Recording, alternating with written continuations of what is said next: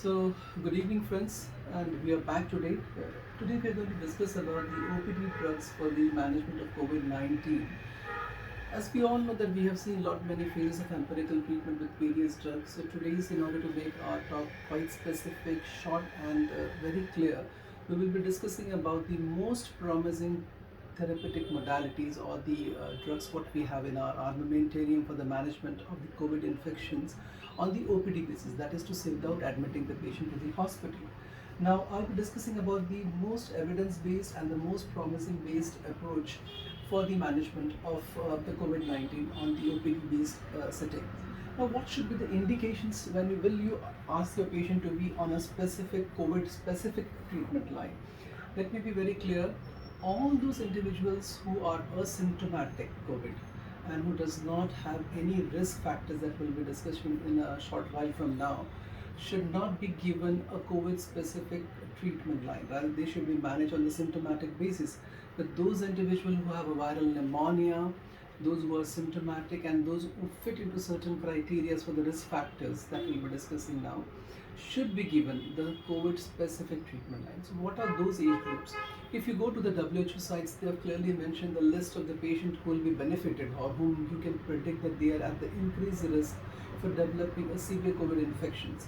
Age more than 55 years, having some sort of immunosuppression in the form of drug organ transplant recipients.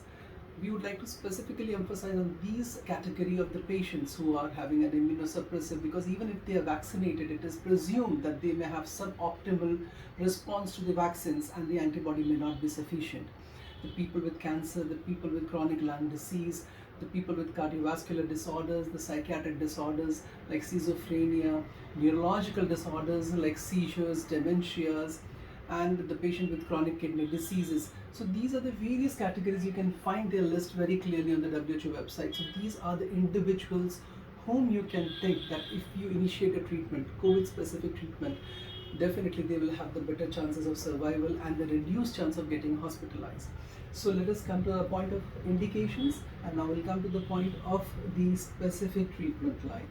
So we'll just talk about what molecules what we have in our armamentarium here in India, here in Mumbai. The first thing to begin with, we'll classify it into the three categories which are most promising here. One is the novel oral antiviral drugs which is available. The other is a monoclonal antibody which is popularly known as a cocktail antibody.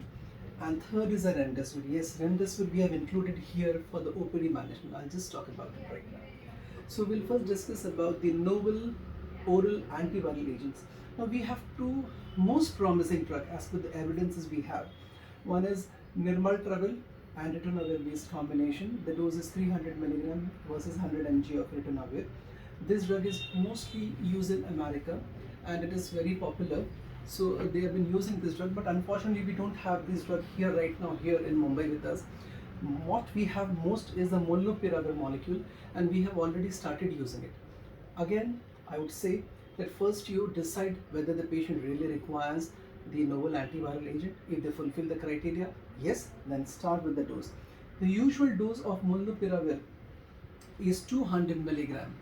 So at least 4 tablets, that is 800 milligram in the morning, 800 milligram in the evening for 5 days you're going to start it. When you should start it?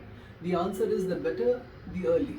The early, the better you can start. So within 5 days from the onset of the symptoms, you should start the molnupiravir. The benefit by the various trials have been shown that there was 31% reduction in hospitalization of those patients who have received molnupiravir. So this is one reason that we have received an emergency use authorization of these drugs for the management of the COVID-19 on the OPD patients. So what are the contraindications? To whom will you not recommend them? All the individual less than 18 years of age, better you try avoid giving molnupiravir. Especially women of childbearing potential who are desirous for pregnancy, better not to give them because of some teratogenic effects of molnupiravir. Apart from it, the women who are lactating, they should not be given, and sexually active males, at least they should avoid taking this drug. For 3 months they should avoid, should use certain protective contraceptive methods. So these are the word of caution. As far as drug to drug interactions, we don't have significant data. You can prescribe it to the patients with liver impairment as well as renal impairment to a certain degree. Though as of now we don't have very concrete data, so I request all the audience to kindly check with the latest updates as far as the contraindications are concerned. But what we have the data today, you can safely prescribe. Unlike with the combination of NR, it has got lot many drug-to-drug interactions. Besides, you cannot prescribe this NR molecule to those individuals whose eGFR is less than 30 ml per minute, wherein such is not the case with molnupiravir. Then what is the debate or the argument? We can say the nuances is they have found that this NR combination is quite superior in efficacy in terms of reduction of the viral load compared to molnupiravir. But again, the WHO clearly says that when a physician selects a drug, he should think many aspects: the cost, the resources, the availability, the compliance, and drug-to-drug interaction. So I leave it up to you all that how can you select it. As what I know right now, that we have this molecule just available to us 4 days ago here in India. So this is in short that you can start your patients on molnupiravir. Again, I reiterate, 800 milligram in the morning, in the evening for 5 days. You should start within 5 days and look for the contraindications. I'll be discussing tomorrow in detail about the monoclonal antibodies, but it is a huge topic. I don't want to cover it today, so I'll discuss it tomorrow. On the OPD basis, you can talk about the remdesivir. Yes, we all know up till now the remdesivir was advocated to all those patients who are getting admitted to the hospital, who are hypoxic, who require supplemental oxygen therapy along with dexamethasone. That is what we know. But you can start prescribing remdesivir. In one of the trials, it has found that if you give remdesivir on the OPD basis, definitely operationally it is difficult because you have to give them parenterally. So 87% reduction in the hospitalization was found. So, and one of the unique trials says that first day you are supposed to give 200 milligram of remdesivir, next day 100 milligram, and third day 100 mg. So overall 3 days course has resulted in 87% reduction in hospitalization. Nevertheless, one should be very careful while choosing remdesivir. One is the operational difficulty because you have to give it parenterally, and the other thing is the adverse effect. Very common. The elevation of the transaminase more than 10 times calls for an indication to discontinue remdesivir. Acute kidney injury, hyperglycemia. So these are the few adverse effects which restricts at times limits for us to use remdesivir. The contraindications of remdesivir is very clear. You cannot prescribe it to a patient whose eGFR is less than 30 ml per minute by 1/73 meter square.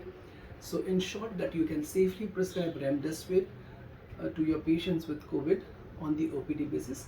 The only major hindrance is the operational difficulty. It has to be given parenterally. So in short, friends, these are the most promising therapies.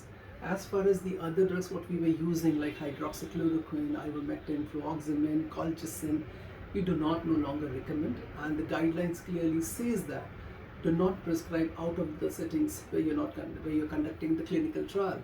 So these three we have the most promising. Tomorrow I'll be giving you a very brief talk and about the monoclonal antibodies, the various drugs which are available here, and how can you prescribe to your patient on the OPD basis. Thanks for your kind listening, friends, and take care and be safe. Thank you.